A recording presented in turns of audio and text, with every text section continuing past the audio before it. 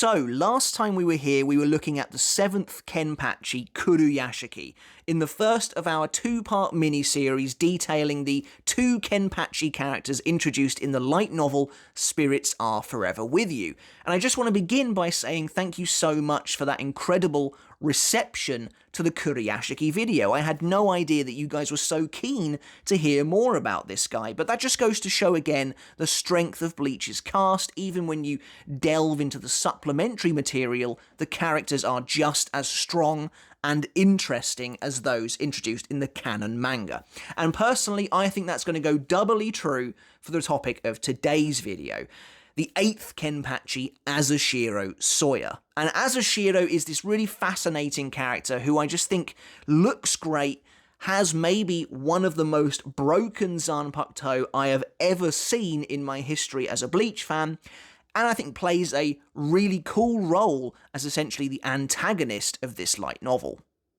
Before we begin, however, guys, if you haven't hit subscribe yet, make sure to do that now for more Bleach videos like this every single week. And if you enjoyed the video, make sure to give it a thumbs up as well, as it really does help support me and the channel, as it just means we get more exposure on the whole YouTube algorithm.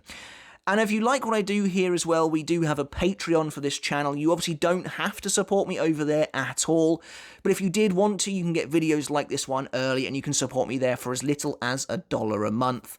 Everyone up on screen is choosing to support me over on Patreon, helping me do what I love, and I really, really appreciate it. I couldn't do it without you, so thank you all so very much. So like Kuruyashiki before him, we're going to take a look at Azashiro in this video, kind of all facets of this character. He does play a much bigger role in Spirits Are Forever With You than his predecessor did, and that makes sense since Azashiro kind of takes him out very early on to set the stage for his encroachment into the universe of Bleach. But if we start with the very superficial aspect of the character, his overall design, unlike Kuruyashiki, whose design I found to be decent but overall so derivative feeling that I found it difficult to take him seriously, I love Azashiro's design to the point where it is genuinely one of my favourite captain designs in all of Bleach. And, you know, I've seen some people out there saying he kind of just looks and feels a bit like another Byakuya, and I get where you're coming from, but I think that the similarities kind of begin and end with them both being aloof, kind of cold, noble house members, and that's about it, really. In terms of their actual base designs, you know, Azashiro has this totally unique hairstyle, this very, very kind of cold, blank expression on his face. His facial features as well are quite unique. He almost looks a little bit like the Soul King more than anybody else, I think. But I absolutely love his relatively simple Hayori, but the massive golden ornate belt he wears around his waist. And then there's, of course, the additional fact that his Zanpakuto spirit, Urozakuro, is almost always kind of draped around him. And I love that. That adds an extra layer to his design. It's almost Kyoraku-esque in that way. But I think he looks really, really cool. Slot him into the lineup of captains, and I think he fits in absolutely perfectly, looking totally unique, and I really value that. And I think they made absolutely the right decision. Of course, he is the main antagonist, so he would deserve the spot regardless, but putting him on the volume cover for Spirits Are Forever With You Volume 1 was a really good idea. I think Azashiro looks amazing. And as for his personality, again, I can see the similarities with Byakuya. He is kind of cold, he is kind of aloof, distant, removed.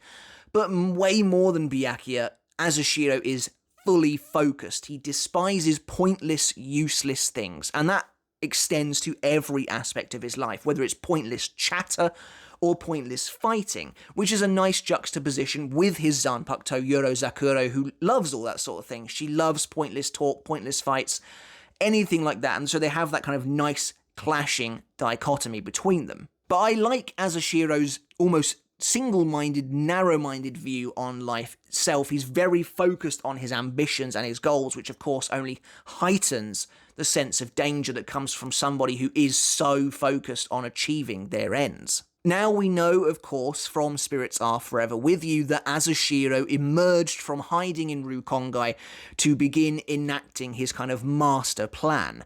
And to begin with that, he had to kill Kenpachi Kuruyashiki and usurp his position within the Gotei 13. And we see that he achieves that incredibly easily, approaching the captain as he's in the middle of a drinking party, challenging him to a duel with all the official witnesses and people watching, and just basically the official parameters underway, and instantly kills him. Blood kind of ruptures out of Kuruyashiki's body before anyone can really tell what's happened, and Azashiro is the victor. And the way he so effortlessly destroys somebody who is meant to be incredibly powerful, although Azashiro himself mentions that if Kuruyashiki had used his Bankai, which is forbidden to be used in the Seirei, he probably would have won their fight. Although at the same time, it was a little bit hard to really see how when Kuruyashiki was annihilated so immediately and without any prior warning whatsoever.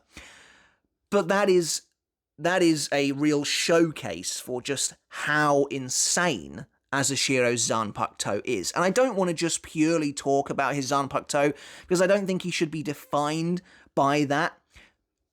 But throughout my tenure as a Bleach fan, which is pretty long-standing, this is probably the most broken Zanpakuto ability I have almost ever seen.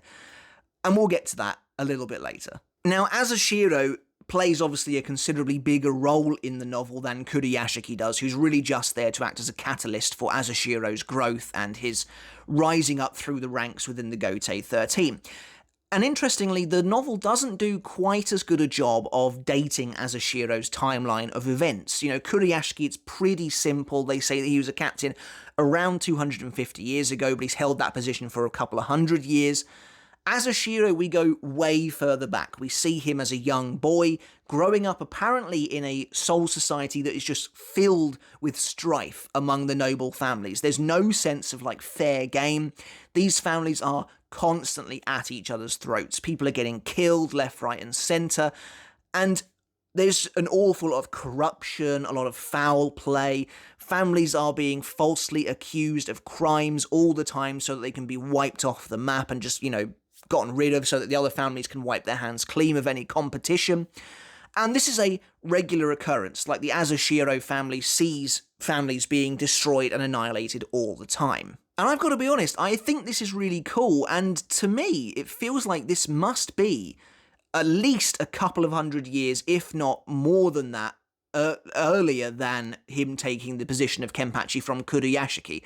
This could be, 300-400 years prior to that. So we really are diving quite far back into Soul Society history, and it makes sense. It makes sense that there is this sense of lawlessness, of corruption, because the Soul Society, although it's not perfect in the present day, absolutely seems like it was a considerably worse place to be 600-700 to 1,000 years ago. And it seems like even the nobility was finding its way in the world, killing each other off, being at each other's throats, until they finally found some civility a little later on. I really like this. As brief as it is, I'll always take history and context about the Soul Society that many years in the past, so I love to see this. But basically, all of these families would always kind of backstab one another, and when people were convicted of these falsely accused crimes, they would end up in one of the many execution pits in Soul Society. This is cool. This is a really nice callback to some earlier lore, where in the very early fight in the Soul Society arc between Yumachika and Ganju, they stumble across one of these pits, these barbaric pits, where apparently people were thrown into them, and then hollows were thrown in, and they were basically left to be killed. Ganju even mentions how barbaric it is, how horrible and gruesome it is, and Yumachika says that, they haven't been used for however many years, so it's really cool to travel back in time to a part of Soul Society history, a dark part of their history, where these practices were still going on.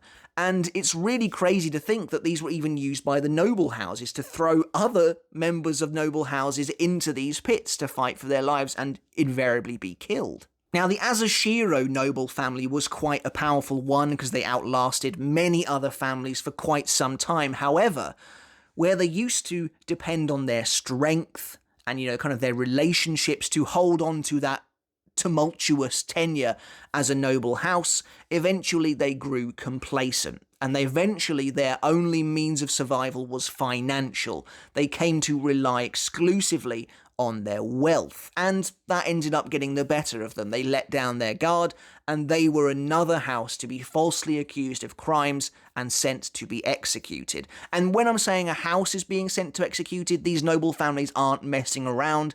They are wiping them off the map, wiping the slate clean. Every single member of that house is being annihilated, servants and all. Now, Soya Azashiro himself kind of bought into that lifestyle of relying on their massive financial wealth.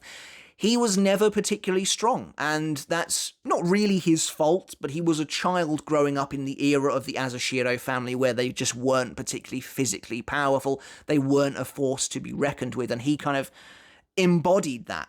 Frail, feeble, weak, wealthy, but without really a leg to stand on as far as being physically powerful. And his older sister basically had had enough of their pride lying in tatters, and so she decided to grow strong to become a Shinigami and basically restore the honor of the Azashiro family. However, when they were falsely accused of these crimes, when they were backstabbed by other noble houses and tossed into the pit to be killed, Azashiro Soya watched as his entire family was torn apart by hollows in front of his very eyes, until eventually it was only he and his sister remaining. The other nobles who were kind of watching this play out with glee had promised prior to this that they would let anyone who survived the hollow onslaught leave the pit and live out the rest of their days. However, once the last hollow was there, and Azashiro's sister bravely sacrificed herself to protect her younger brother, and as she lay dying, she turns to him, she says, "Become a Shinigami,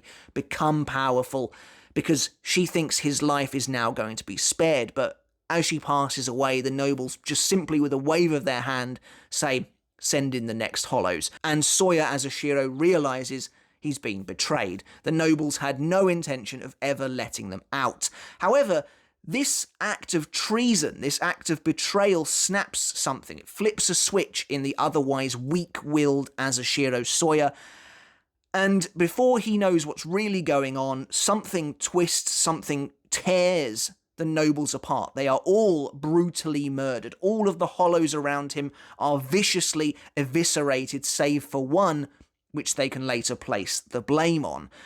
Azashiro Zanpakuto Urozakuro manifests herself, protects him, shields him, and butchers everyone around him before he's eventually able to escape.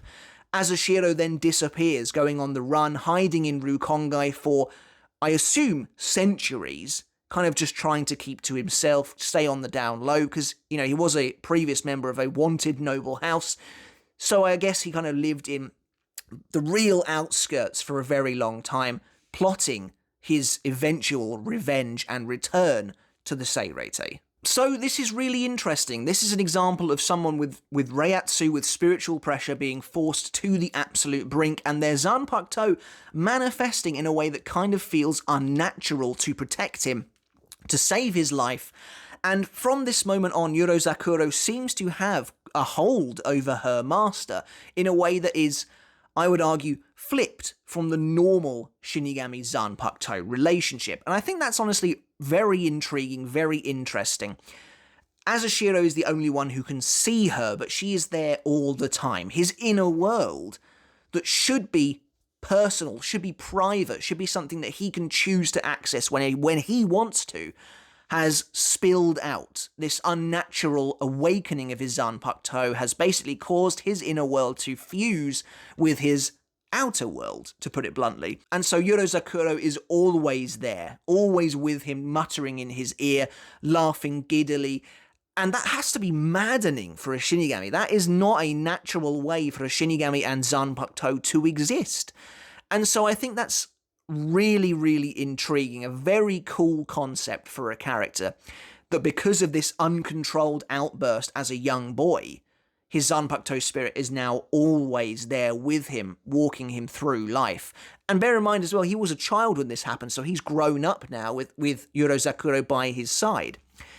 So I think that's a great concept and a great starting point for a potential Bleach villain. Now let's talk about what I think is the crux of this video, what is the central talking point surrounding Azashiro's character, and that is his Zanpakuto, his unbelievable power, its incredible ability that makes him easily one of the strongest and most difficult to kill or even defeat captains I have ever seen in Bleach, to the point where, again, originally I thought it was just a bit ridiculous, although I have kind of come round on it once more, having actually properly sat down and taken a look at the character. But as we mentioned earlier, his Zanpakuto Yorozakuro, its inner world is fused with his outer world, and basically because it has manifested itself in this way, he hasn't subjugated his Zanpakuto, but his Zanpakuto is always in Bankai. The name Yorozakuro is his Bankai, at least as far as we know anyway. And so that's already kind of interesting. You get the sense that even though he's very powerful, he doesn't really have a handle on this at all. His Zanpakuto forcibly, unnaturally manifested itself, basically activating Bankai, and it is now forever like that. It's like something that was pushed too far and is now stuck, and it cannot be reversed, or not with ease anyway. And his Bankai's power basically allows him to fuse with anything around him, his surroundings, the air, another person, and control it freely. And we see this a number of times. The way he defeats Kuruyashiki so easily is he fuses with basically like the Reiatsu inside his body and then ruptures his body from the inside out. We see that he fuses quite literally with the Seirei itself, to the point where he feels pain in the Soul Society arc from Uryu absorbing the Reiatsu around him, destroying, breaking down those buildings to power up his Let Steel. Supposedly, Azashiro could feel that thanks to the power of Yorozakuro, and it injured him because of it. And this ability is absolutely insane. Like, it's, there's nothing really like it. He can quite literally fuse himself with anything. And because he's always in Bankai, he can kind of always do this, and he is always attached to things.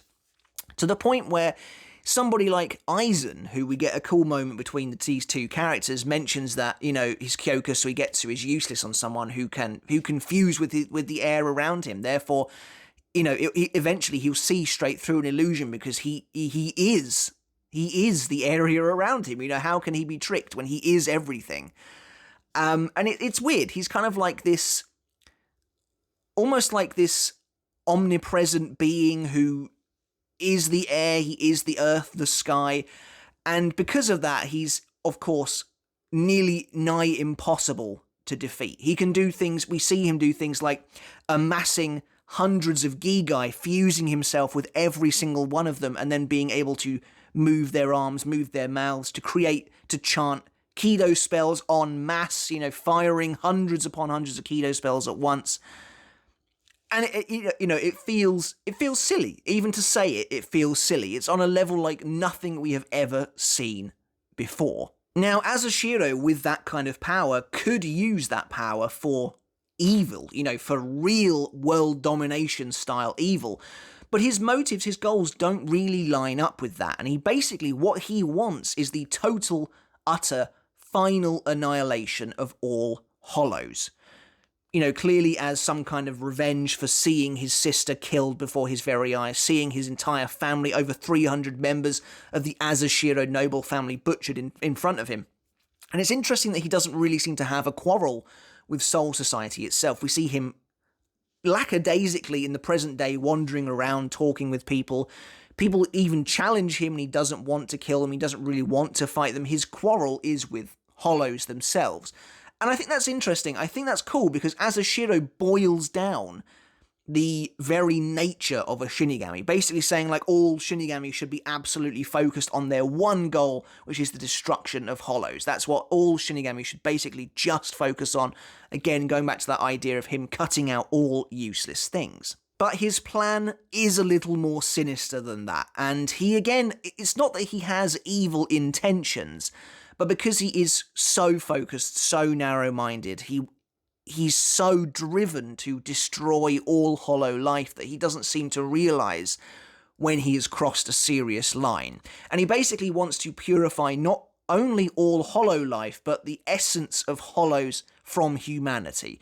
So he says that, he can use the power of his Zanpakuto to fuse with humans and effectively remove all evil essence, the potential for evil from their hearts and minds. Essentially, his plan is to boil it down, to lobotomize them, to take a part of their brain, essentially, and just remove it entirely, creating, ostensibly, a race of humans that are purely good, in quotation marks, without the capacity to become hollows, but that have lost something very integral to all of them. And it's cool because Azashiro has no intentions of becoming a god, that stereotypical villain motivation, but through his actions, through his plot, he comes across that way anyway. And I think that's really quite effective.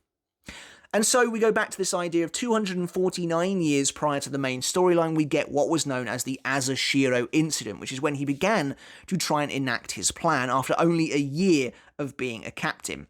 I guess so that he could kind of slip in with the rest of them, deceive them in a sense, but appear like he was just going to do his job normally.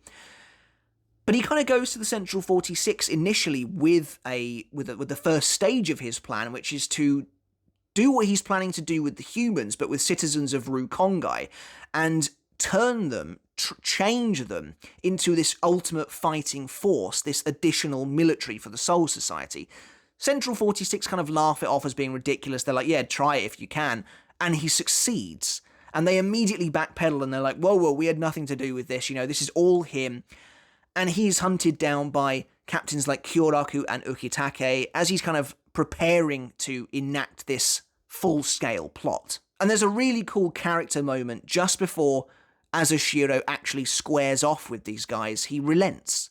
He realizes, as he senses the presence of the Zero Division, that even the Soul King, the linchpin of this entire world, the one responsible for the regulation of souls, is against his idea. He's against his plan. That's why the Zero Division has been deployed, because Azashiro's plan threatens all of humanity, but also the Rukongai, the Soul Society, and he has to be stopped. And it's this idea that he doesn't realize the ramifications of what he's doing, or he does, but he thinks it is the right thing to do.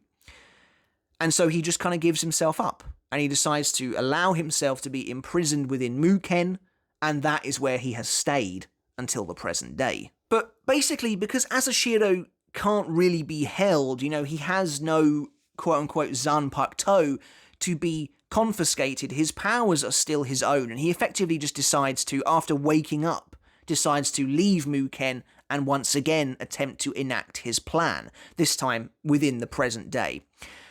And I think that's again really cool, and this is supposed to be, I think, taking place between the end of the Uranka arc. Aizen is in Muken at this point, and before the rest of the series, effectively. Ichigo has no powers at this point. He's still working at Unagiya's shop. So this is a period of time where Soul Society is in relative peace, and suddenly this former Kenpachi rises out of Muken like a zombie from the grave, just slipping, I guess, through the floor to cause more trouble.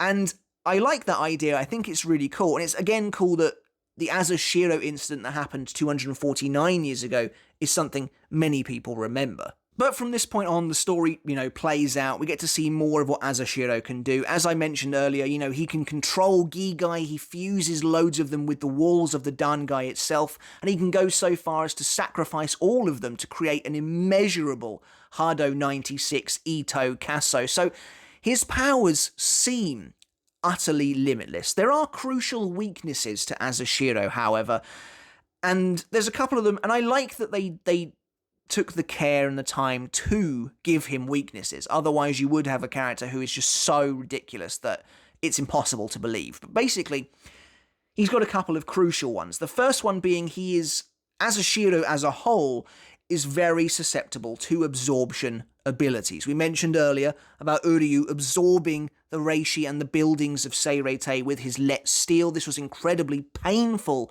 for Azashiro because he was fused with the Soul Society that entire time, just kind of waiting for his moment to reawaken. And that's also, he confiscates Yumachika's Zanpakuto because Rurouni Kujaku has this exact ability. Imagine, for instance, I don't know why, but Azashiro decides to fuse with a tree. And then Yumichika uses the true power of his Zanpakuto, wraps his vines around that tree and drains it of its energy. Azashiro is going to be drained. Big time. And it's going to also cause him immense pain, maybe more so than he would normally have. He's feeling extra pain from that absorption power. His other weakness, interestingly, is himself. He has become a powerful Shinigami like his sister wanted, but perhaps not in the way she would have expected. Azashiro kind of lets his Zanpakuto do all the heavy lifting. As we've known, they've spent almost his entire life with this woman.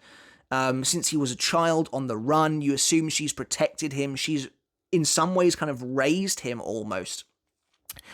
And that has meant that he has never trained his body. He has never had any traditional training. And the light novel makes a point out of basically saying that Azashiro is feeble, like physically weak. There's no strength in his body whatsoever. Because he just uses Yurozakuro for basically literally everything. And it even mentions that the lowliest of Gotei 13 officers could probably defeat this guy if it was just a basic sword fight. But one thing I think is quite telling about both Azashiro and the relationship he has with Yurozakuro is that he considers her personality to be his greatest weakness. This idea that they are diametrically opposed. She loves pointless chatter. She basically gives the game away by telling characters like Urahara and Yoruichi all of her abilities just out of a conversation. And that obviously allows them to prepare a little bit for what Azashiro can do, as futile as preparations may be. Now, the lineage of Kenpachi is fuzzy at best, because we know that Unohana Yachiru, the first Kenpachi, never officially lost. Therefore, she has technically retained that title ever since. And we also find out later on that Azashiro, the 8th Kenpachi, has never officially been killed, obviously, because he's still alive. Therefore, he technically retains the title of Kenpachi, but really, no Kenpachi that has followed Unohana has been a true Kenpachi in that sense. And apparently, once Azashiro was imprisoned, the title of Kenpachi was simply the 9th Kenpachi, was simply given to his vice captain. We don't know who that was or what they were like or anything like that. And you have to kind of wonder how Unohana feels about all of this, seeing the lineage that she created 1,000 years ago being, kind of just hand-waved away to somebody's vice captain. Clearly, probably not what she had in mind for it. I imagine she probably wasn't overly happy about it. But like I said, this idea of this tradition has been mostly bastardized up until this point. But Zaraki kind of plays a key role at the end of this story, taking not only the position from Azashiro, but preparing for an inevitable showdown with Unohana later on as well. Now, I do think that Zaraki is a tiny bit ridiculous in this story, and I think that Kubo takes elements from this version of the character and then presents them in a much more measured way when we get to the 1,000-Year Blood War itself. But basically, he is challenging Azashiro. The two of them are fighting in the present day. Azashiro, is like trying to do what he did to Kuruyashiki and fuse with Zaraki's Reiatsu, but Zaraki is just so monstrously powerful that the Reiatsu is scolding to Azashiro, like he feels himself burning up once he's kind of fused with Kenpachi himself. And so eventually he's forced to resort to slightly different means. He releases his Bankai for the first time in his entire life, unfusing with Soul Society, unfusing with literally everything around him. And again, I like that. I think it's really cool. I think this is such a neat concept that this guy has always been in Bankai. He has spent virtually his entire life fused with his surroundings, and this is something he claims to be the ultimate shield. And I just think that's a really cool concept, that his Bankai is the one he is always using, and his Shikai is the elusive, rare one that you never see. Until right at the end, when he releases his Bankai, all of that power vanishes, despite him realizing, knowing how long it will take him to fuse with this world once again if he decides to. And he gets what he considers the ultimate spear in his Shikai, which is basically just like, now, rather than being a defensive, technically, ability, is now kind of consolidated it down into this small, concentrated, offensive power. But of course, despite Azashiro having removed at this point many of his own emotions to try and reach that, focused, that narrow-minded point of view where he can defeat Zaraki. He is still beaten and nearly killed here, where Zaraki just finishes him off with a massive slash. And I think that's really cool. I think the character is humbled in this way. He survives, but he's, like I said, very nearly dead. And again, he opts to simply return to Muken. There are some similarities even here to the filler character of Koga, which I think is really cool. Basically, Azashiro says that, he kind of just doesn't want Urozakuro there anymore. When he releases his Bankai, she of course disappears. And he tries to call out to her kind of at the end of that fight in those last few moments, and there's no response until after he's defeated and kind of collecting himself. When we go back to that comparison between him and Koga obviously has a very horrible relationship with his Zanpakuto where he doesn't care about it at all. That's not the vibe I get between these two, although, like I said, I do think that the hold Urozakuro has had over Azashiro is probably maddening for him in some way, but he values her all the same. And there's a lovely moment when he's back in Muken at the very end and she takes off the kind of mask she has on and she looks like his sister. I think that says an awful lot about him, her, and their kind of relationship and his character. It's cool. Azashiro is not an evil man. He's not someone with evil intentions. Azashiro feels like almost a child in many ways, someone who was never able to grow up or adapt properly and has instead been just relying on their Zanpakuto to carry them through life. And so he comes up with this almost childish notion of destroying every hollow in the universe. And his Zanpakuto has kind of just enabled him this entire time. And so for him to be absolutely humbled like this by Zaraki at the end of the light novel, I think works really well. And the fact that he himself chooses to return to Muken to kind of ruminate on his actions again is really cool as well. And there's also another nice tiny little detail about this character, that he gives money to people an awful lot. Like, he gives money to the owner of the Dragonfly shop, which is the shop that basically does cosmetics for the Shinigami. That's where Renji gets his goggles from a lot. And that's because he damaged that shop 249 years ago. He then gives him this money in the present day. He gives Kyoraku a little bit of money right after he disappears when he returns to his cell. And again, I think that's the child in him. That's him coming from a family who, when he was around, relied solely on wealth and finances. And so that's how he thinks you should pay people back. No matter what you've done, money is the answer. Here's some money. And he just kind of gives it out almost in lieu of an apology, I guess, because he's not able to create those emotions himself. He's not able to, I guess, interact properly with the world around him. He's actually kind of a tragic character in many ways, because obviously he didn't ask for this. Urozakuro, her manifestation, changed his life forever. It made him immensely powerful. You know what, in some ways he kind of reminds me even a little bit of the Sternritter Gremmy, having just an unbelievable power at the tips of his fingers, but not really knowing what to do or where to go or how best to utilize it or what is the right course of action to be on. And I think that's really neat. I think that's honestly really, really cool. And there's so much more I think you can talk about with Azashiro as well, because he is a very interesting character. He's probably my favourite novel exclusive character, and that's including Can't Fear Your Own World as well. I think there's a lot to like about this guy, and potentially a lot more to talk about in the future as well. But that's it for this video on the 8th Kenpachi Azashiro Soya. I hope you enjoyed it. Let me know in the comments below what you think of Azashiro and his, frankly, broken Bankai Urozakuro. What do you think about the ability it has as well, and the role he played in the light novel? Let me know in the comments below. Don't forget to hit subscribe if you haven't done already, guys, and until next time, I'll catch you later. I'll see you then.